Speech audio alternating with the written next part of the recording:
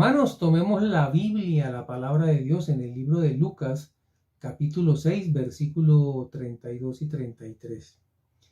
Voy a leer para ti la versión Reina Valera y dice así la palabra de Dios: porque si amáis a los que os aman, ¿qué mérito tenéis?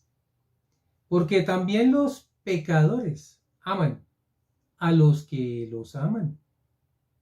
Y si hacéis bien a los que os hacen bien, ¿qué mérito tenéis? Porque también los pecadores hacen lo mismo. Palabras del Señor, hermanos.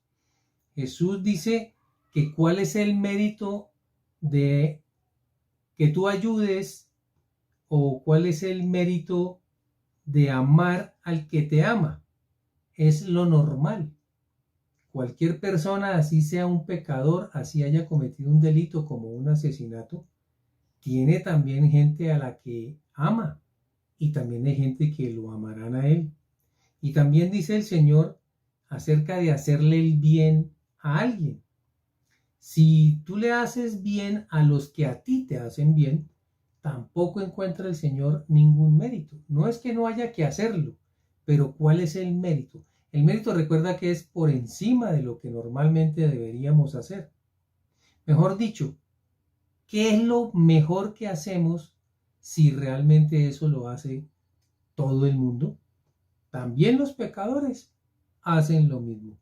Hoy el Señor nos habla, mis hermanos, en la importancia que hay de hacerle el bien a todo el que podamos, pero también es importante entender que debemos amar mucho más, si se quiere, a aquellas personas que no conocemos.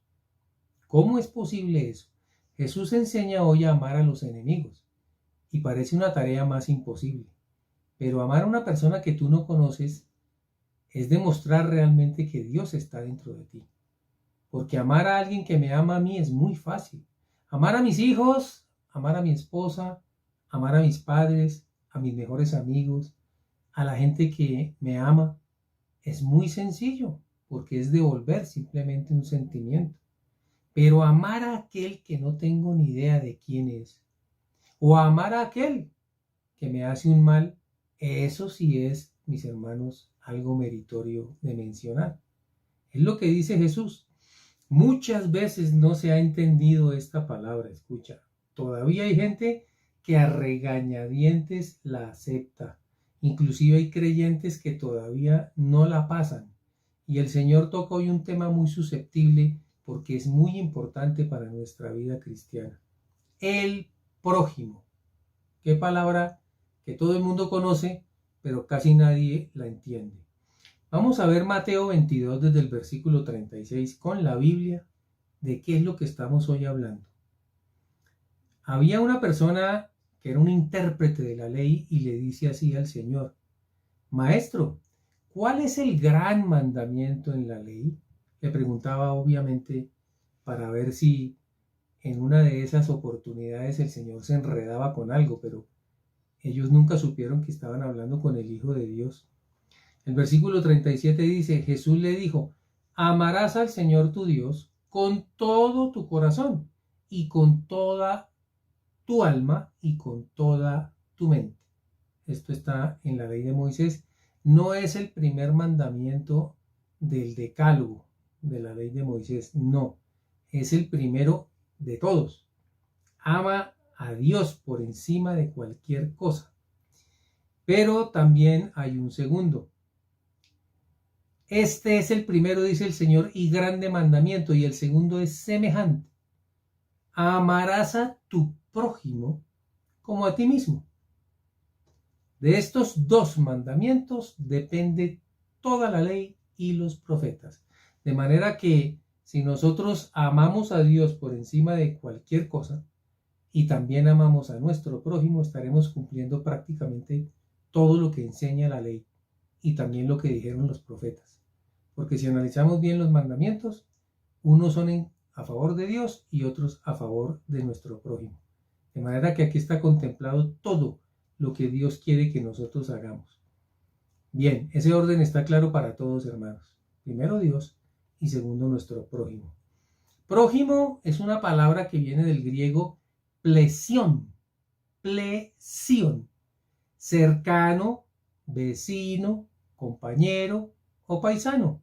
Es alguien que está cerca, es la raíz griega, pero también hay una raíz latina que se lee próximos y significa más cercano.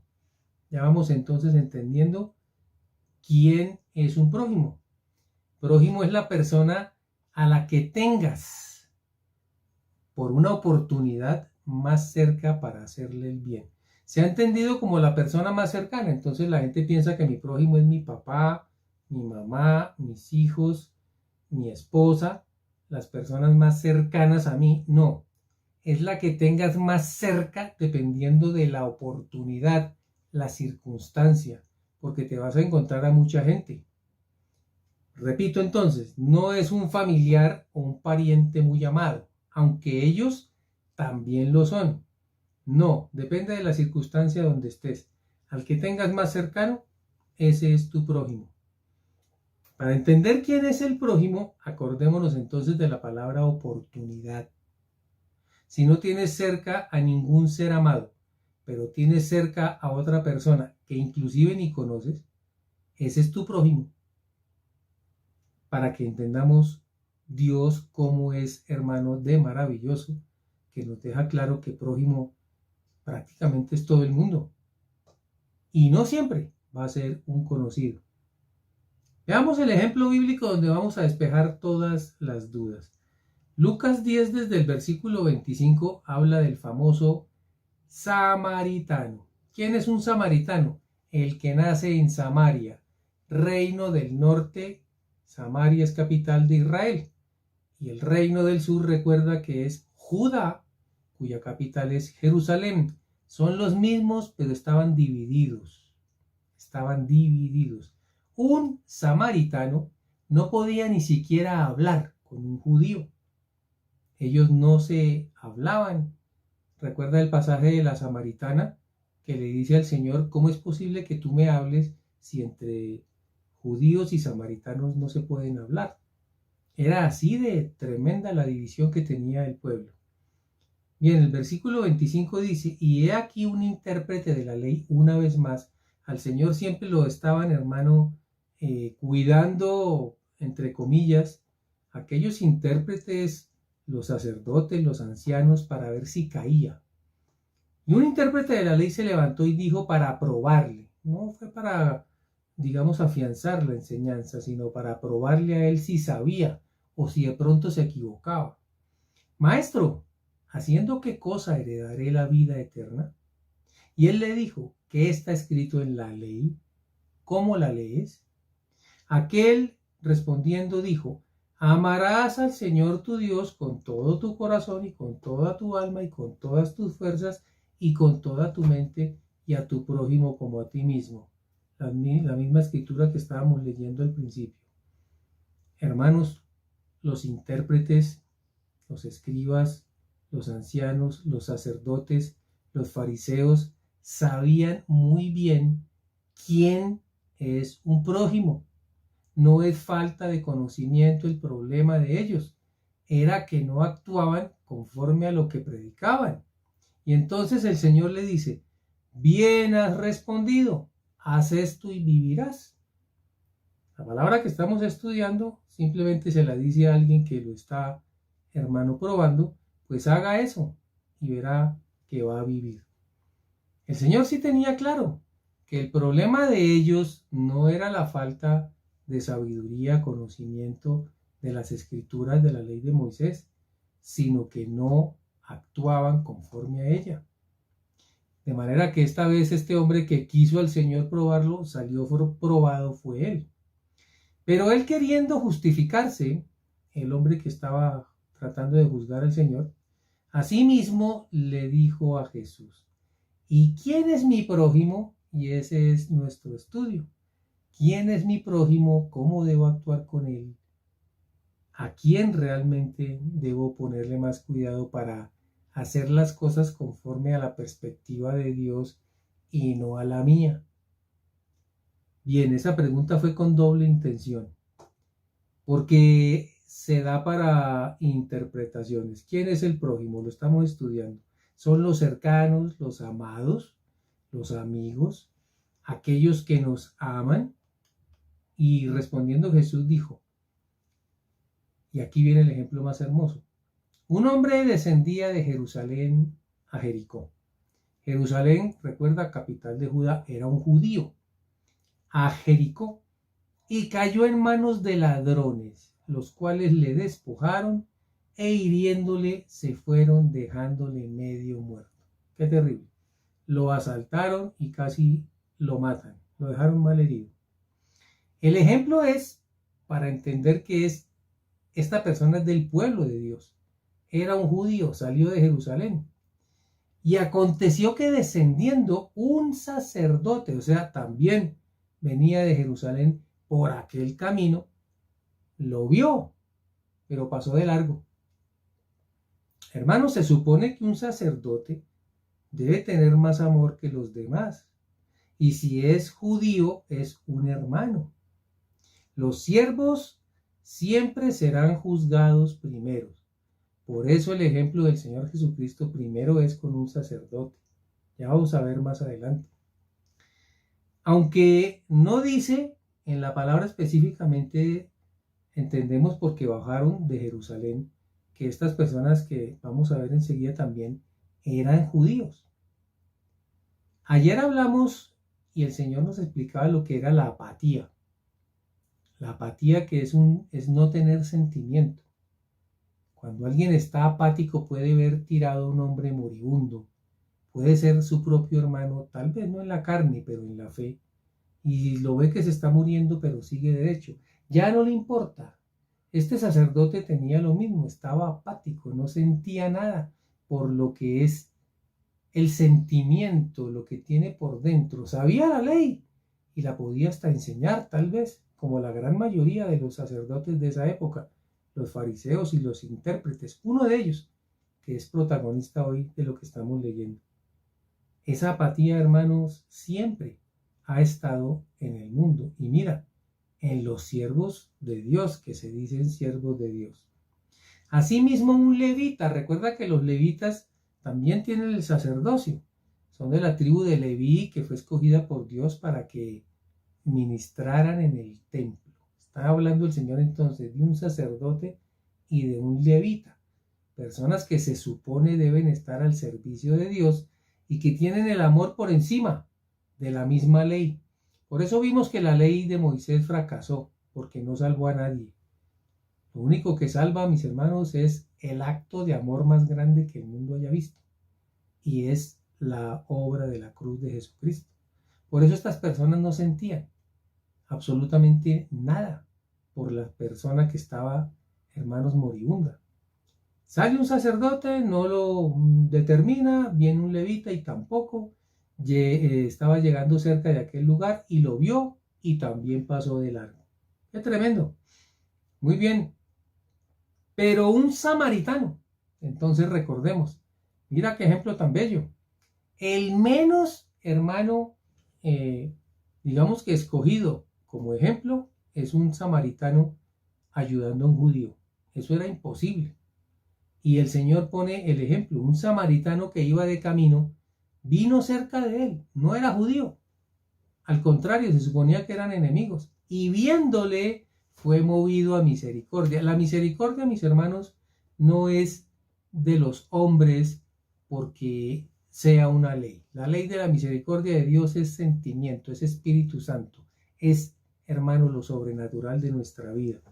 Los samaritanos, por costumbre, ¿recuerda eso? Jamás ayudarían a un judío. Y acercándose, vendó sus heridas. No solamente le puso cuidado y tuvo misericordia y compasión, sino que actuó. Mira la diferencia. Los que tenían que actuar no actuaron, aunque conocían la ley que había que ayudar. Y el que no sabía nada de eso y no le importó si era judío o no era judío, si estaba cerca, no solo lo vio, hermanos, y se inquietó, sino que actuó. Vendó sus heridas le echó aceite y vino y poniéndole en su cabalgadura, él se bajó de su caballo y lo llevó al mesón. Y no solamente hizo eso, sino que dice la Biblia que cuidó de él. Este actuó, no como los otros por la ley, sino por la misericordia. Qué hermoso, hermano, que nosotros tengamos la misericordia en nuestro corazón y no aquí en nuestra mente, porque nuestra mente sabe lo que hay que hacer, pero el corazón es el que actúa, hermano, y si a Dios le interesa es que nosotros actuemos. Otro día al partir, sacó 2 denarios, sacó de su dinero, estaba en el sitio donde se quedaban a dormir y los dio al mesonero. Mira, estaban en el mesón. Le dijo al mesonero, cuídalo y todo lo que gaste de más, yo te lo pagaré cuando regrese. No se preocupó solamente de cómo estaba, le vendó las heridas, sino que se preocupó por su recuperación. Hermanos, no solo atendió esa urgencia, porque alguien puede ayudar a él en ese momento y se va. Él atendió la urgencia y se preocupó de que estuviera bien. Y entonces el Señor les hace la pregunta, ¿quién pues de estos 3 te parece que fue el prójimo del que cayó en manos de los ladrones? ¿El sacerdote, el levita o el samaritano? Y entonces el intérprete de la ley dijo, el que usó de misericordia con él. Entonces Jesús le dijo, ve y haz tú lo mismo, haciéndole entender que él sabía lo que había que hacer, pero no lo hacía porque era un religioso, era un hipócrita, como lo llamaba el Señor. Hermanos, el Señor enseña que el prójimo no es solo el que amamos y también nos ama. No es eso. Mucha gente tiene equivocado en su cabeza eso. Sí, también es un prójimo, pero no es exclusivo del que amamos y el que nos ama. Los 2 primeros hombres eran judíos y no ayudaron a su hermano, pero el samaritano ni siquiera se preocupó por saber quién era ni de dónde era. Él solo sintió misericordia, no sintió apatía. La apatía es de aquel que está en peligro de morir espiritualmente si es que ya no está muerto. Qué tremendo. Hoy el Señor nos exhorta. Tal vez nosotros seamos así, hermanos. Predicamos del amor, predicamos del perdón, predicamos de muchas cosas, pero no lo hacemos. Sabemos mucho, pero a Dios le importa es lo que hacemos, no tanto lo que sabemos. Como este hombre tal vez no era un erudito, ese samaritano no era un erudito, simplemente era un hombre que tenía corazón para Dios y por ende para las personas. Vamos a ver nuestra aplicación en Lucas 6, desde el versículo 27. Pero a vosotros los que oís, dice el Señor, os digo, amad a vuestros enemigos, haced bien a los que os aborrecen. Esta palabra no es para todo el mundo, hermano. La Biblia dice, y en boca del Señor Jesús, que esto es para los que oyen. Luego, si tú no entiendes esto, entonces es que esta palabra no es para ti. Espero que sí. Jesús va más allá de lo que está enseñando. Hermanos, dice amen al enemigo, hagan bien al que nos aborrece. Eso es ir más allá. El samaritano no tenía por enemigo al hombre que casi matan. Ese no era su enemigo. Aunque decían los políticos y los hombres que dividieron al país en 2, que eran enemigos, pero a él no le importó. Él no lo conocía, de manera que no lo trató nunca como un enemigo, sino como alguien que necesitado estaba. El verso 28 nos dice, bendecid a los que os maldicen. Escucha esto. Y muy para nosotros, orad por los que os calumnian. ¿Estamos orando por los que nos calumnian, hermanos? El Señor nos dice, vaya y acabe, como decía la ley del talión, ojo por ojo, diente por diente, con aquel que lo calumnió, el que le hizo mal, hágale el doble. No, el Señor dice, ore. ¿Por qué dijo el Señor ore? Porque es más poderosa, hermano, la solución de orar, porque Dios toma el control. Él dice, mía es la venganza, yo daré el pago. Deja que Dios actúe de una forma perfecta. Normalmente las venganzas no llevan justicia. Lo único que hacen es mal y generan más mal, porque aquel al que tú le haces un daño, se va a vengar de ti. Y tú te vas a volver a vengar de él porque te hizo otro daño. Nunca acaba. Pero si se lo dejas a Dios, Él hará justicia, la perfecta, y se terminará absolutamente cualquier problema. Bendigan al que maldice, dice el Señor. Pareciera para muchos, y por eso viene el enfrentamiento con la palabra, que Jesús se equivocó, que cómo les iba a decir eso. Mira, estaban ellos esperando un Mesías guerrero, un Mesías que acabara con Roma, un Mesías que empuñara la espada y asesinara, un Mesías que se vengara de todo el mal que le hizo el pueblo hermano romano a Israel. Parecía como equivocado para muchos, pero mira con lo que el Señor les salió. Espiritualmente vamos a hablar, no se combate el mal con el mal, no es así. Se combate el mal con el bien. Esto es una guerra que no vemos con los ojos. El versículo 29 de esta palabra dice: al que te hiera en una mejilla, preséntale también la otra, y al que te quite la capa, ni aun la túnica le niegues. Este tipo de enseñanza en esa época, si fue difícil, en esta época también es difícil. Muy pocos han entendido esta enseñanza, son muy poquitos, hermanos. Hay mucha gente que dice que la acepta, pero no la entiende, y lo peor no es que no la entienda, es que no la quiere entender. Son como el sacerdote y el levita. Es muy difícil, yo lo tengo que aceptar, para el mundo, hacerle el bien a un enemigo, porque está bien a una persona que, digamos, tú no conoces, pero le hiciste un bien y te sentiste mejor. Pero a alguien que tú conoces, hacerle el bien ha sido muy difícil de entender. De por sí, es muy difícil que alguien ayude a un desconocido. Hoy en día peor, porque la gente es muy desconfiada. Mucho menos hacerle el bien a un enemigo que maldice y calumnia. Pero es lo que quiere Dios, hermanos. A cualquiera que te pida, dale, y al que tome lo que es tuyo, no pidas que te lo devuelva. Ese todavía es más difícil. Si alguien me roba algo, hermano, yo inmediatamente salgo a buscar quien me haga justicia.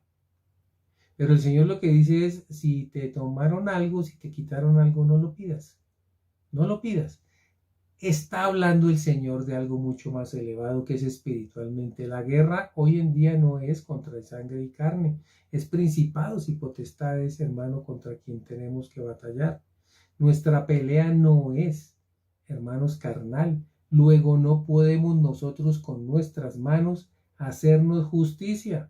Es Jesucristo, hermano, el que vino a enseñar esto. Ha sido difícil el entendimiento, pero es que el Señor está más allá de lo que nosotros podemos ver. Todas estas órdenes del Señor no vienen entonces, hermano, de este mundo. Lo que el Señor enseñó ni serían entendidas por el mundo. Todavía luchamos para que el Espíritu Santo nos haga aceptar, tal vez entender, ya lo hicimos, pero acuérdate que estamos peleando un mundo donde no solamente es el conocimiento, lo importante es la acción. Hay algo sobrenatural y espiritual que en esto que el Señor Jesús enseñó no podemos ver.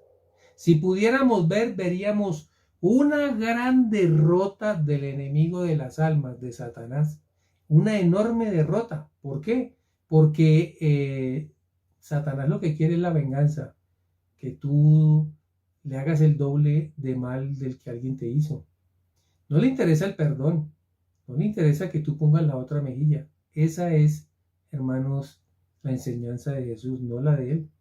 Romanos 12:20 dice, y también dice: si tu enemigo tiene hambre, dale de comer; si tiene sed, dale de beber. Así harás que le arda la cara de vergüenza. Mira que espiritualmente es una herramienta poderosísima. Cuando tú a un enemigo le das de comer y le das de beber, el enemigo lo que va a quedar es avergonzado.